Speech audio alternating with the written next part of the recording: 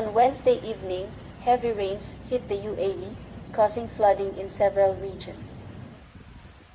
Fujairah, Sharjah, and Ras al-Khaimah were the hardest hit. The National Meteorological Center said it was the country's wettest July since 1978. The extreme precipitation was caused by a rare midsummer air depression.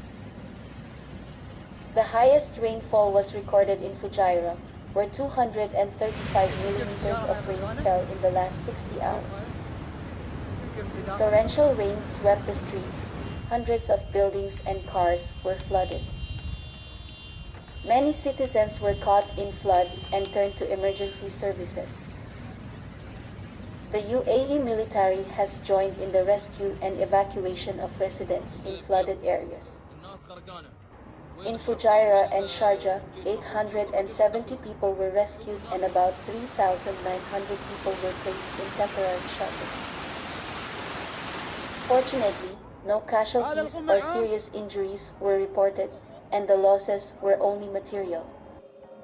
The impact of air instability on the UAE and all regions of the Persian Gulf is expected to continue in the coming days.